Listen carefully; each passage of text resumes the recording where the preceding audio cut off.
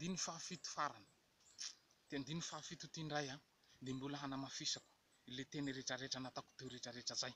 Hanamafisako an'io mihitsy ny ahatonga sainantsika voaka malagasy hiala amity republikana satanika pampahanda mpanapotika antika malagasy ty.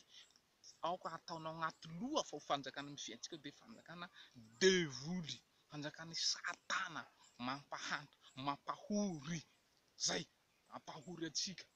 Karaha izao anao raha mbola ataovy agnaty lohanao fa raha mbola ny hôva reto merina reto mitondra ny Madagasikara de aza manantena fivoarana fa tsy maintsy mieritsereta ao agnaty lavaka ahafahantrana anareo mbola mirodogno amin'ny HVM sy TGV de igny aby jiaby ory havany andao hiala hikisaka amin'ny fitondrany merina.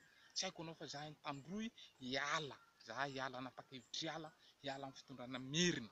Zahay tsy manaiky fezin'ny merina intsony entonareo agny ny anareo. Zahay tsy mila zahay toliara fanjakam-pisorona marika tatandraza ririan'ny anay manomboky zao de ho mandrakizay. Tsy mila anareo TGV, tsy mila anareo TIM, tsy mila anareo HVM, tsy mila anareo mapokara, mpandainga, ranilainga, mpanao vazavony miady, franc-maçonnique, pedetika, tsy mila anareo zahay. Fanjakam-pisorona ny anay marika tatandrazany anay toliara jiaby.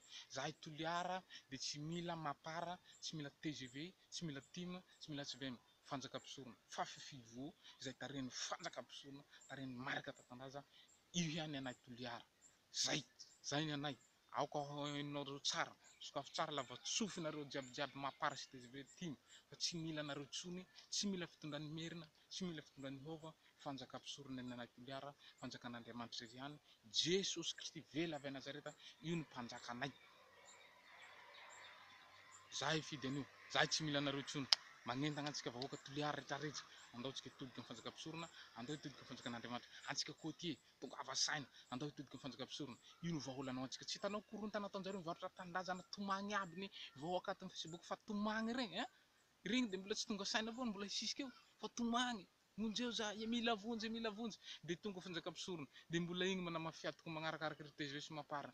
Ino hagnarahana fahavalo be devoly be regny, pedetika aby regny. Andao hitodika fanjakan'Andriamanitra, io ny solution, io ny vahaolana marika tatandrazana antsika rehetrarehetra. Tonga avasaina, mitodiha, andao hitodika fanjakan'Andriamanitra, andao hitodika fanjakam-pisorona. Io vahaolana ho antsika vahoaka malagasy. Zay ny hafatra zany de misaotra antsika rehetrarehetra nanaraka izay fandaharana zay. Veloma.